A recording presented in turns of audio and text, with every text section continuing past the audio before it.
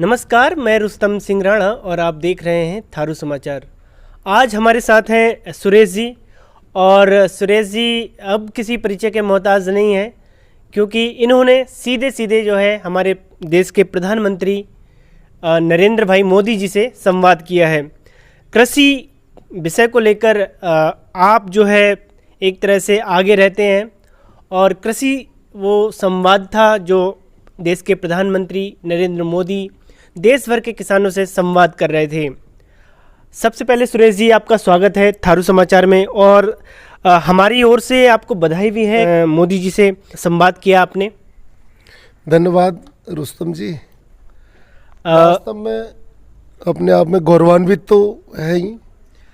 अच्छा, सबसे पहले तो मेरा ये सवाल है, क्योंकि ये जनता पूछ रही है कि आप जो है जो संवाद का कार्यक्रम था, आपको कैसे अप्रोच किया गया उस कार्यक्रम के लिए?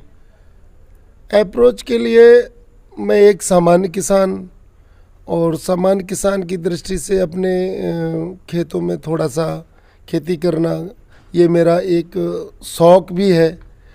तो बीच बीच में अब अपने बीच में कृषि विज्ञान केंद्र काशीपुर के जो वैज्ञानिक हैं उनसे संपर्क हुआ, तो उसके द्वारा ये अप्रोच मुझे मिली। अच्छा, सबसे पहले तो मुझे आप ये बताइए, जब आपको ये पता चला कि आपका जो संवाद जो है देश के प्रधानमंत्री मोदी जी के साथ होना है, तब आपकी प्रतिक्रिया क्या थी? आप कैसा अनुभव कर रहे थे? अनुभव तो वैसे तो बहुत ही अपने आप को मैं गौरवान्वित महसूस करता हूँ कि अपने एक राष्ट्रीय नेता के साथ मेरी बातचीत हो रही है, और मैं जो बात कर रहा था वास्तव में इतनी क्षमता नहीं थी बात करने की, परंतु मैं जो अपने धरातल में जो अपनी खेती करता हूँ और उस खेती के आधार पे ही मैंने मोदी जी से बात की है। इसमें वैज्ञानिकों का जो सहयोग रहा वही सहयोग रहा मुझे। अच्छा, ये कार्यक्रम कहाँ था? कहाँ पर बैठकर आप जो है बातें कर रहे थे? 28 तारीख को कार्यक्रम था, तो उससे एक दिन पहले अपने जो कृषि विज्ञान केंद्र के डॉक्टर लोग मेरे को उनके संपर्क में तो ऑलरेडी पहले से ही हूँ। उन्होंने बताया कि राणा जी आपको मोदी जी से संवाद करना है, अपना संकल्प से लेकर सिद्धि तक बात करनी है। तो जो अपना जिला उधम सिंह नगर का डीएम कार्यालय है वहाँ से अपने मोदी जी का सीधे अपना वर्चुअल मीटिंग हुई। अच्छा, ये बताइए, वो 5 मिनट का हमने संवाद देखा है और वो सर्कुलेट भी हो रहा है पूरे जो है सोशल मीडिया पर आपका। आपने उसमें 2 मुख्य बातें, एक तो मक्का की फसल और दूसरा आपने जो जल स्तर लगातार कम हो रहा है कृषि के कारण, जो है कुछ बेमौसमी फसल जो है के कारण, उसको आपने छुआ। आप ने एक बार हमें बताइए कि आप ने मक्का को कैसे ठीक है एक कृषि के रूप में देखा, एक फसल जो है जो कि किसानों की जो है आमदनी बढ़ा रही है, और दूसरा ये जो जल स्तर जो घट रहा है उस पर आपने ठीक है काम किया। एक बार आप मुझे थोड़ा बताइए उस बारे में। दरअसल में रुस्तम जी, अपन के जो बीच में मैं फसल चक्र अपनाने का प्रयास करता था, जिसमें मटर, पहले धान लगाना, फिर मटर, फिर उसके बाद गर्मी वाला धान लगाना। गर्मी वाले धान लगाने से कुछ साल तक तो उपज ठीक रही, लेकिन मैंने देखा कि मेरी जो ज़मीन की उपजाऊ क्षमता है वो वास्तव में गिरती जा रही है, और जो हमारा जल स्तर है वो भी गिरता जा रहा था, और जो हमारी जो खरीफ जो धान है उसमें इतनी बीमारियां लगती थी कि उस बीमारियों को कंट्रोल करने में जो हमारी खरीफ की धान की फसल थी उसमें तो हमारा आधा एवरेज आ गया था। मतलब जो पैदावार हमें होनी चाहिए थी, इससे हमारे खर्चे इतने बढ़ गए थे, और लगा कि अब हमको कुछ इससे हटके करना चाहिए। तो वैज्ञानिक लोग आए, उन्होंने अपने तकनीकी ज्ञान से अपना गोष्ठी लगा करके, वैज्ञानिक लोग, पंतनगर के वैज्ञानिकों ने भी सहयोग किया। उन्होंने बताया कि सबसे पहले आप ऐसा करो कि ये ग्रीष्मकालीन जो धान है इसको छोड़ो, इसकी जगह आप मक्का लगाओ। तो थोड़ा सा नई खेती थी, लेकिन हमारे गांव खैराना के 5-7 किसानों से हमने विचार किया कि चलो करके देखते हैं और करने में क्या है, कम सही। तो परंतु जब हमने मक्का की खेती, पहले धान लगाया, फिर मटर लगाई और फरवरी में जब मक्का की खेती करी और तकनीकी विधि से किया, तो पहली साल में हमारी 35-36 कुंटल प्रति एकड़ उपज आई।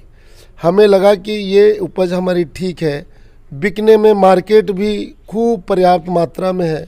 तो ऐसा करके हमें लगा कि इससे फिर हमने जो मक्का के अवशेष हैं उनकी जुताई करी। जुताई करने के बाद उसमें जो हमारा पानी भी हमारी कम मात्रा में लगता है। जुताई करने के बाद जब हमने खरीफ की जो धान, बरसात का धान लगाया, उसमें हमारे खर्चे आधे हो गए, इससे हमारी उपज भी पूरी आ गई।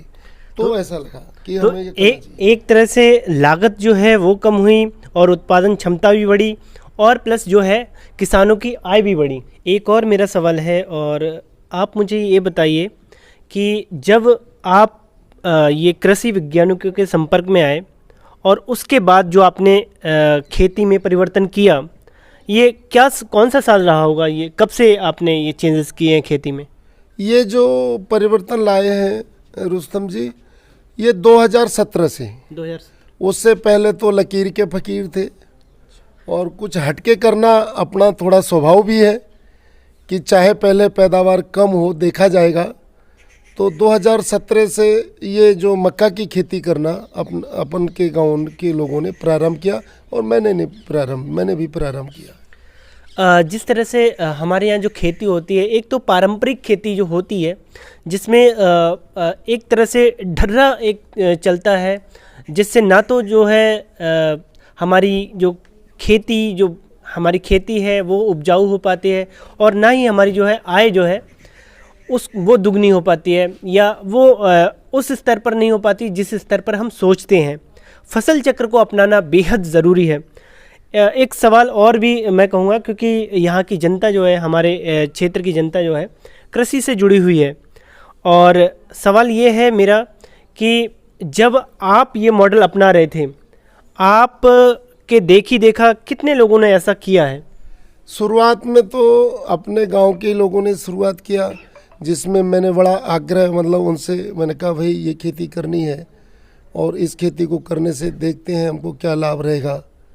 तो 8-10 किसानों ने शुरू किया, थोड़ा कम स्केल में किया, थोड़ा छोटी मात्रा में किया, लेकिन अब हम 2-4 एकड़ ऐसे करके अपने क्षमता अनुसार इस मक्का की खेती को करते हैं।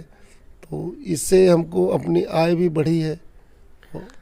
जिस तरह से एक डिमांड और सप्लाई का खेल होता है अर्थव्यवस्था में, और मक्का की जो है डिमांड भी ज़्यादा है ना, और डिमांड इन द सेंस कि जो व्यापारिक जो वर्ग है वो मक्का अधिक चाहता है, जिससे जो है उसका अच्छा रेट जो है किसानों को मिलता है।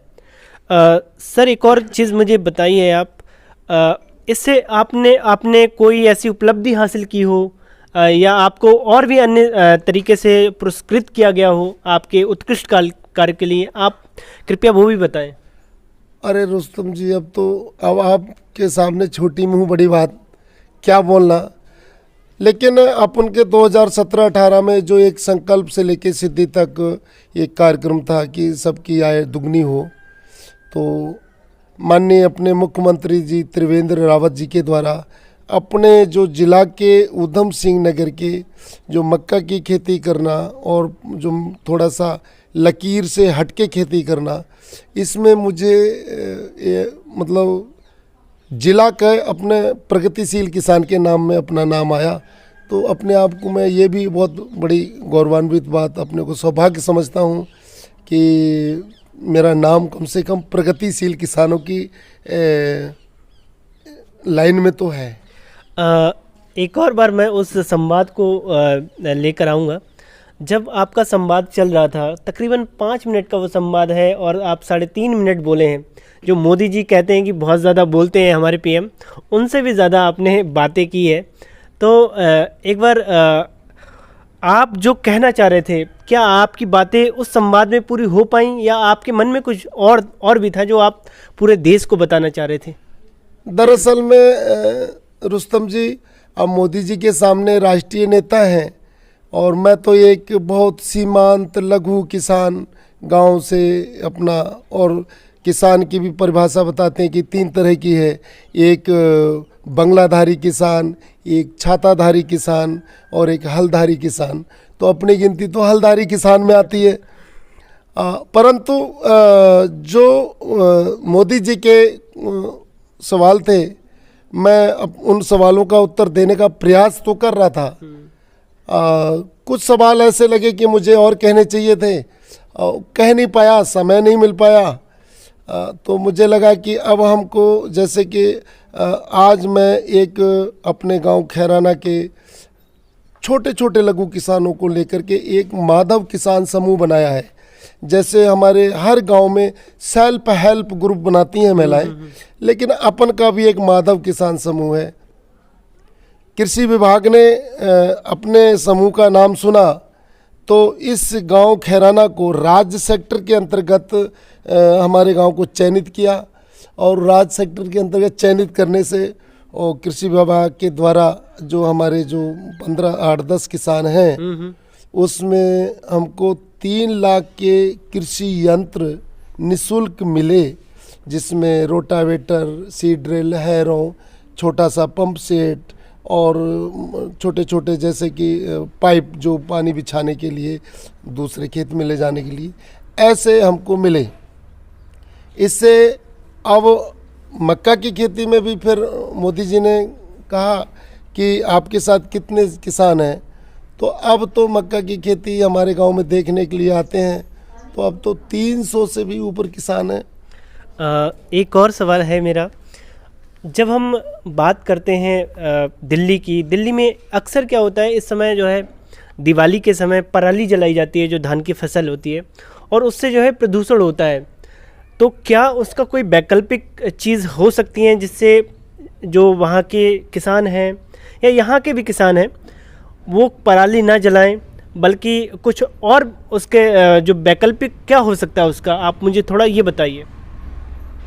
वास्तव में रुस्तम जी, मैं सभी किसान भाइयों से मेरा आग्रह भी है, निवेदन है, हम पराली जलाना अर्थात अपने जो मीट कित्र हैं, जो हमारे जो धरती में जो हमारे मित्र हैं कीट, वो नष्ट होते हैं। जिस प्रकार से अगर हमारी थोड़ी सी भी तपिश अपने त्वचा के पास में अगर आग की लगती है तो हमारी कितनी तपश महसूस होती है, ऐसी धरती माता को भी प्रयास करें कि हम कम से कम पराली जलाएं, ताकि हमारी उपजाऊ क्षमता भी बनी रहे, पर्यावरण भी ठीक रहे, जो कि आज पराली के कारण से पूरे भारत में। किसानों से मेरा आग्रह है कि हम 1-2 एक्स्ट्रा जुताई कर सकते हैं, उसको पराली गलाने के लिए डिकम्पोजर या उसको थोड़ा सा पलेवा इत्यादि करके हम उसके जो अवशेष हैं धान के, उससे अपनी ज़मीन की उपजाऊ क्षमता तो बढ़ेगी ही। तो मेरा तो निवेदन है और मैं आग्रह प्रयास मैं भी करता हूं कि मैं अपने खेत में रीपर नहीं चलाना, थोड़ा 1-2 जुताई अधिक कर लेना, ये अपना। सर, मेरा अंतिम सवाल रहेगा आपसे, जिस तरह से मोदी जी का मिशन है कि 2022 तक जो है किसानों की आय दोगुनी हो जाए, तो आप ऐसा क्या संदेश देना चाहेंगे हमारे किसान भाइयों को, जो जिनके द्वारा जो है आपके संदेश के द्वारा उनकी आय जो है बढ़ जाए? मूंग की प्रजाति है, वो करीब 55-60 दिन में वो प्रजाति तैयार हो जाती है। कानपुर में दलहनी फसल का इंस्टीट्यूट मतलब अनुसंधान केंद्र है। मैंने इस बार मूंग की प्रजाति स्पेशल एक विराट और एक शिखा, वो 50-55 दिन में तैयार होती है, इस बार उसको अपने खेत में लगाने का प्रयास किया, लेकिन पूर्णतः सफलता नहीं मिली क्योंकि कीड़े खा गए। तो उसको मैंने ढंग से या तो मैं देख नहीं पाया या उसकी केयर नहीं कर पाया। लेकिन अगला मैं सोच रहा हूँ कि दलहनी की तरफ भी हमारा ध्यान जाना चाहिए। बिल्कुल, जिस तरह से तेल की कीमतें लगातार बढ़ रही हैं, दलहन और जो है खाने के तेल की मैं बात कर रहा हूँ स्पेशली, तो दलहन और तिलहन दोनों फसलों की ओर जो है हमें ध्यान देना चाहिए।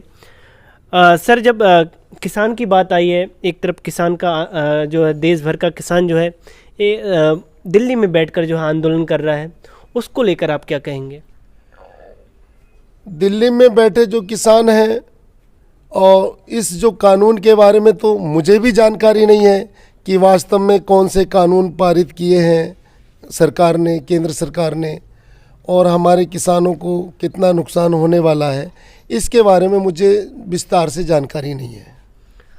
आप सुन रहे थे सुरेश राणा जी को, जिनकी उपलब्धि ये है कि वो कृषि में उन्नत तरीके से कृषि करते हैं और फसल चक्र को अपनाते हैं, जिसके द्वारा इनकी आय तो बढ़ी है, साथ ही इन्होंने कई तरह की उपलब्धि भी प्राप्त की हैं।